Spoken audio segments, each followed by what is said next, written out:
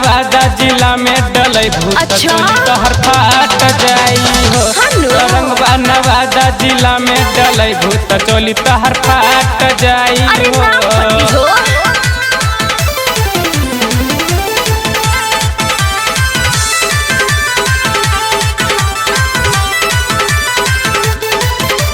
चोली तोहर फाट जाई हो। चोली तोहर फाट जाई हो।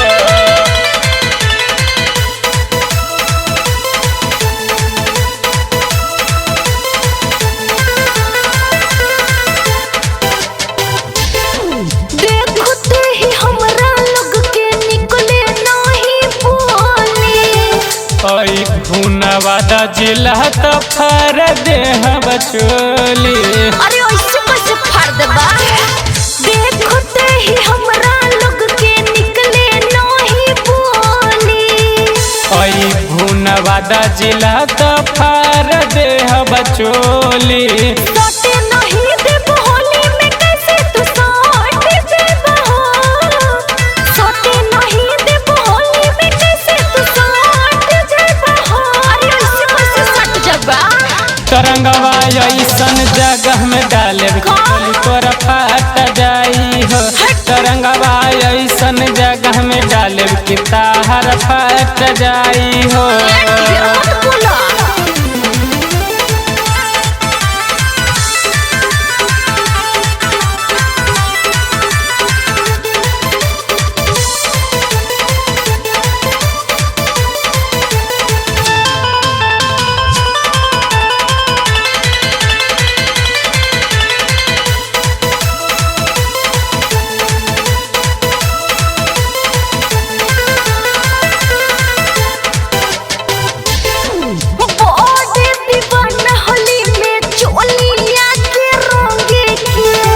ओकर चलते मार भइल बा पड़े ओहिर टोली में। सच में बड़े दीवाना होली में चोलिया के रंगे के। ओकर चलते मार भइल बा पड़े ओहिर टोली में। होई ना हम सरकारी के हो जे सट जाई हो। पूछला होई ना हम सरकारी के हो जे सट जाई हो। अरे का पूछला ए बाबू? रंगवा ऐसन जगह में डाले तोरा फाट जाई। अरे ऐसे कैसे रंगवा फटी? नवादा जिला में डलै भूत चोली तोरा फाट जाई हो।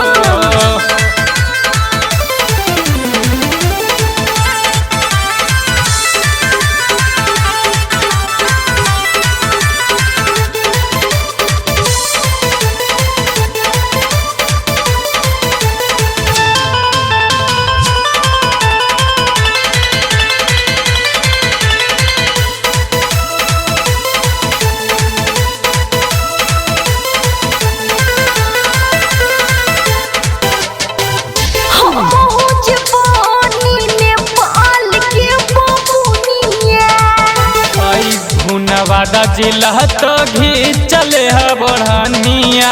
अच्छा इतने हिम्मत बात तोहार। हम हुज बोनी नेपाल के बबुनिया।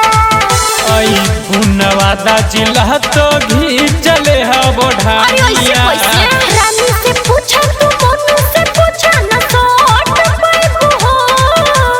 रानी से पूछा तू मोनू से पूछा ना सट पाइबू हो। तो ओमकार ऐसन जगह में डाले तोरा फाट जाई हो। तरंगवा ऐसन जगह में डाले कि चोली तोरा फाट जाई हो। चल हटा तहरा नियन बॉडी के देखनी।